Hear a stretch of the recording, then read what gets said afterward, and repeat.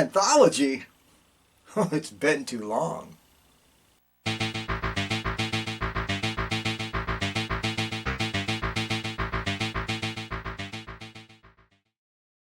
Okay, everybody, today we are going all the way back to 1993 to look at John Carpenter Presents Body Bags. You know what this is. This is Shocktober. It's going to be nothing but horror and horror and horror and some music in there and horror. But I got some stuff in the can, so we're going to keep rolling them out.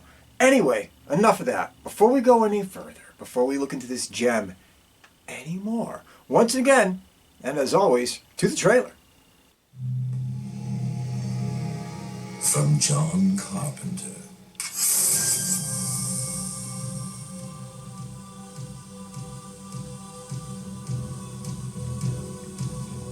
Something's coming.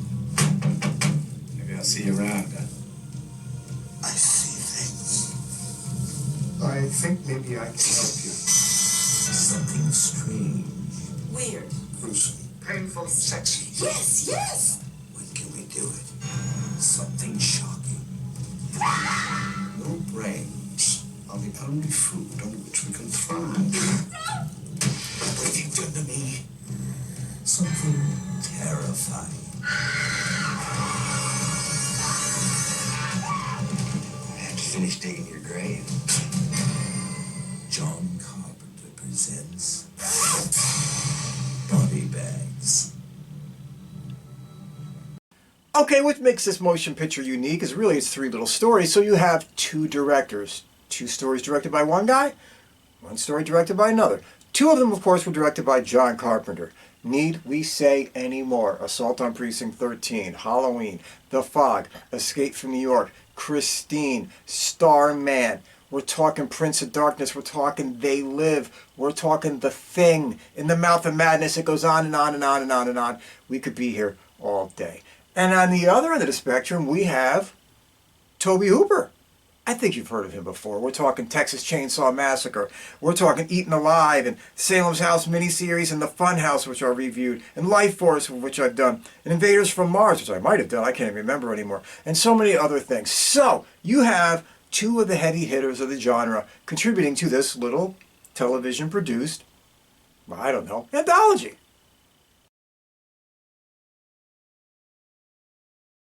Okay, there are way too many people in this thing to mention. So I'm going to kind of just like shuffle through, run through, do whatever I can, just to name a few of them. And then we'll get more into all the faces that pop up in this motion picture later on. But for now, we're just going to hit the people that you kind of know. We're talking about people like Robert Carradine, who was in Revenge of the Nerds and Wavelength and the Long Riders, and Alex Datcher, who you probably don't know, pretty girl, Passenger 57, The Expert. She was on Star Trek Next Generation. David Naughton, come on, Werewolf, American, London, get it. And Hot Dog the Movie. And Stacy Keach, who was also in Long Riders and Grey Lady Down and Road Games, who can forget that. David Warner, Nightwing, Time After Time, Star Trek VI, The Undiscovered Country. Sheena Easton, everybody knows Sheena Easton, come on, Sugar Walls and all that. She was a singer but popped up in a lot of stuff, including a lot of Miami Vice. We're talking Twiggy, the model. She pops up in this thing. And even Luke Skywalker himself, Mark Hamill, before he became insufferable and only talked about politics, he was in this. So you have a whole group of people and a shitload of cameos in this thing, which we will get to. Okay, everybody, there's really three stories in this thing, and I'm going to try to go through them as quickly as I possibly can. So we can keep it fast, keep it moving, keep it going, you know the rest of it. You know I always rifle through. It is what it is. The first story, the gas station, is about this lady. She comes to work one night. It's her first night on the job at this particular gas station. But in the midst of all this, there is a psychopath roaming out there. Ooh, a serial killer, and he's doing damage. Well, she meets one of her co-workers who's leaving for the day. She takes over the spot. Before you know it, weird people start stopping by. Or is it just her feeling weird just because, well, you know, she's a little bit on edge because of the news? Anyway, you see a couple regulars, you get to see the great Buck Flower, you get to see all kinds of things, and then the true psychopath reveals himself, and maybe it's somebody she knows, maybe it isn't. I don't want to give away too much. It is what it is. The next story, hair. Well, this is really a comedy, and it's actually really funnier than shit. It's about a guy, Stacy Keach. He's dating this younger woman. Well, you know, sugar walls. Anyway, they're together, all this stuff, but he is losing his hair. It's thinning. He can't handle it. For some reason, it means a whole shitload to him, and it's driving him absolutely insane. So he starts going through all these desperate measures. At one point, he paints his head. That just ain't cutting it either. His girlfriend can't take much more of it until he goes to this ad he sees on TV, where David Warner and Debbie Harry are doing some little procedures on people that magically overnight give them a full head of hair. And he gets that full head of hair. Sugar Walls comes back and she starts losing her mind over him. She can't keep her hands off of him. But he starts feeling sick. He starts feeling ill. Something isn't right. See, that hair of it has a bit of a life of its own. Maybe an extraterrestrial life. And, well, that's all I'm going to say about that. And the last story, directed by Mr. Hooper, is I. It's about a baseball player. He gets in a car accident because he's fiddling around trying to reach for his cassettes one night. He gets a big piece of glass right through his eye. Well, they give him a new eye. What? Yes. A couple of famous dudes do. What? Yes. He gets that eye. He starts to see again. But all of a sudden he starts to have visions and flashes of crazy shit. Shit that he would never think. Things that he'd never seen. Stuff that was a little bit dark and disturbing. Whew. Whoa, where did they get that eye? It turns out they got that eye from a psycho serial killer who went around chopping up chicks. And now it's in his head, and now it's starting to take a control of, well, I don't know, his mind, his body, his spirit. Take it what you will. Will he hack up his pregnant old lady? Will he not hack up his pregnant old lady? Will she be able to straighten him out? What's going to happen in the end? I'm not going to tell you because this is a cute little anthology series done for the Showtime network, and you will get to watch it in one little blast and see how this thing turns out. That's really it. 3 stories, rough overview. Let's roll. Okay, everybody. Does John Carpenter's Presents Body Bags work? Yes, it works. Simply because it's fun. It is. It's fun. Any way you cut it up, 3 ways from Sunday, this is fun. It's a lighter side of comedy. There's some moments in it that are kind of semi-scary and a little intriguing, where you get a flare of who these guys are when they're doing their normal business. But in essence, this is fun. And it's perfectly set up by the fact that John Carpenter himself comes out all done up in this goofball makeup, pretending to be like a morgue keeper / kind of a takeoff on the crypt keeper. And he launches into these little stories. And he's just being funny. He's being comedic.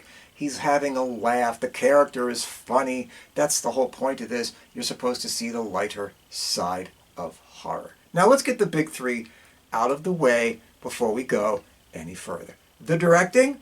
The directing is solid on all 3 stories. There is enough fan service done in these things, and we'll get to that in a minute, that you sit there and say, oh my God, this shot is completely John Carpenter. He's actually lampooning himself in those parts of this. This literally is, I can see it. This is what he's done in other movies. And the same thing with Tobe Hooper. When you see the episode, you'll see shots like they could have put, that came out of Poltergeist. That came out of Poltergeist. I've seen that shot before. I've seen that shot in Life Force. I've seen that camera angle. There it is. Are there any downsides to directing? Not really. I mean, there's a couple of points where you feel like they're in the first episode, the gas station, where Carpenter, because they were doing a lot of this on locations, in real places, fast and cheap, we were like, John, you cheesed out on that one shot. You just threw the camera in there really quick and gave it a funny movement just to do something different. You were having fun. We get it. Didn't need to be done, but it is what it is. But overall, altogether, directing, solid. The writing, good enough. Listen, it's an anthology. You know what I'm talking about. We've seen them before. Remember when Karen Black was going through all those stories? And remember Creepshow and all that kind of shit? It is what Nightmares, it is what it is. You get 3 cute little short stories, and that's all you really need. Are they the most horrific things you've ever seen? No, they're not supposed to be. Are they the funniest things that you've ever seen? No, but they're funny enough.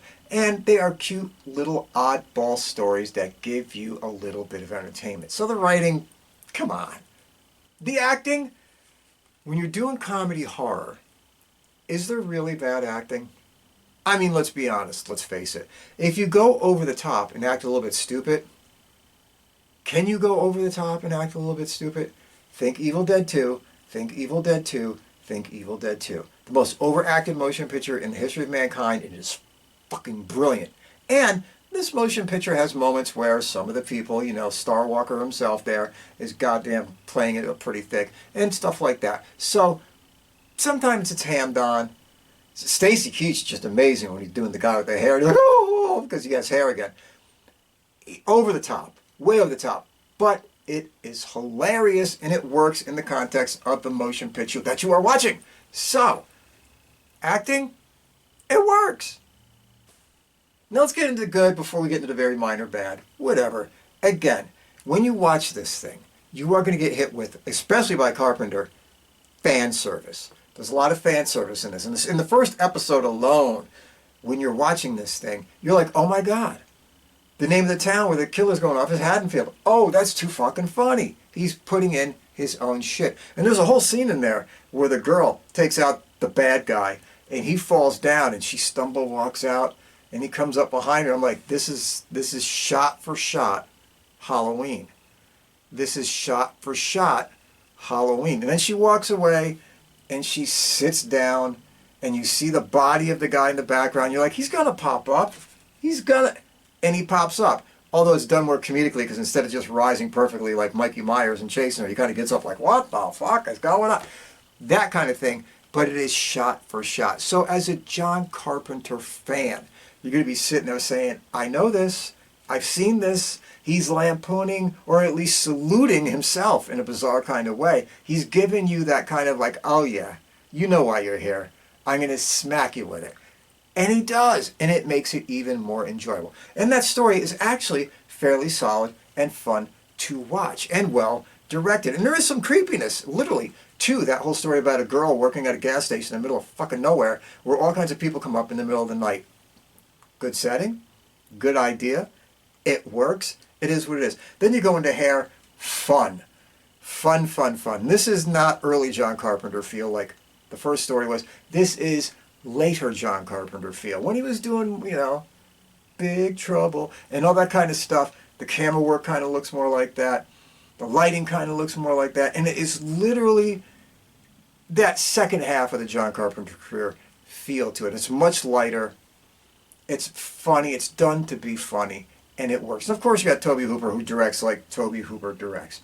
It is what it is. So all three of them work. So there's your pluses right there. Also, let's throw it out there. This is John Carpenter Presents. So you're going to have John Carpenter music in it. It just goes the way it goes. And this, again, the music is much more secondary John Carpenter than early John Carpenter music. It's not the super, super sparse Fog, Assault on Precinct 13 Halloween soundtrack where it's like a one repetitive rhythm that just keeps banging you, and adding some other things. It's more of, and actually the soundtrack sounds like it could have came right out of Prince of Darkness. A lot of more airy keys, a lot of more that kind of feel, more symphonic. It sounds like he used the same synthesizers, to be honest. And it literally has that kind of a feel. So you have some cool music to it that comes from the mid to later half of the Carpenter career, which had some good stuff in it. Let's not overlook that shit. So you have the cool music too. So in the end, you throw in 3 fun stories. You throw in very, very confident directing, even if they were doing it super fast, super cheap, and super on the run. And then you throw in these like completely hammy, over-the-top acting tour de forces by everybody, really.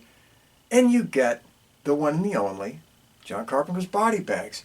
And if there was one last thing to pass it over the edge for you, if there was one last thing that makes you go, oh God, I'm having so much fun, is the cameo appearances. This movie is loaded with cameo appearances by everybody and anybody that you can imagine. I mean, when you sit there and you're watching a scene and Roger Corman pops up, all you're thinking is, holy shit, there's Roger Corman. Or if you're popping up a scene and all of a sudden you see Wes Craven pop up, you're saying, holy shit, there's Wes Craven. And then even when you see Sam Raimi pop up in this little teeny bit photograph and falling out of a locker thing, you're like, Jesus Christ, there's Sam Raimi. And it was cool seeing Debbie Harry pop up and some of this stuff. And even Tom Arnold, if you want to throw it out there. Tobe Hooper even comes in for a part of it where he's showing himself off. And you got stuff like, Charles Napier, who we all know and love. And, of course, you got people like George Buck Flower, who's a Carpenter regular and we all love. And Peter Jason, who you know and we all love. Even Greg Nicotero, the special effects guru, pops up in the part about hair. And you just see him walking his dog down the road and all his hair is flowing in the wind. And for fans of horror, for fans of low budget, for fans of cult filmmaking, it is like a fever dream. You're just like, oh God, give me another one. Give me another one. Give me another one. It's a good time. Now, are there any negatives? I hate to say not really. I mean, unless you're expecting, The Thing or Poltergeist and that kind of quality of a movie thrown into these little cheaply done segments. No, it's not those things. But it's still fun. It's a TV show. Anthology. 3 mini movies. And they're fun. So are there any downsides? No. The only thing I will say was a couple times, and I'm probably being super critical because I'm a Carpenter fan, where, again, as I said earlier, he threw in a couple shots, especially in the gas station segment when it's more like the girl in the gas station, where the couple of shots, like, John, that's not really a you shot. The camera down, looking at the feet going up. That's not really a Carpenter angle. Or when she's walking through the glass, it looks like somebody's just holding the camera on their shoulder and fucking around. I'm like, that didn't need to be there. But, he was having fun. He was experimenting, dicking around, doing a couple things. And it was only for a few seconds here or there. So it doesn't really pull it out of it. Yes, I'm being too critical. Anyway, everybody, get out there and watch John Carpenter Presents Body Bags, where you get to see him, Tobe Hooper, about every director that you would actually like pop up in a cameo. A list of actors that are just being so over the top and ridiculous is completely enjoyable just for that alone. And 3 little cute stories that you will sit there and say, you know what, 20 minutes to each story? I had a good time. I don't give a shit. It was a fun little ride. I killed an hour. I enjoyed myself. Let me go about my day. And that's all you really need. Anyway, be good. Take care. Stay out of trouble. Be kind to a stranger. Be there for a friend. And most of all, never, ever take any bullshit from anybody. See you soon.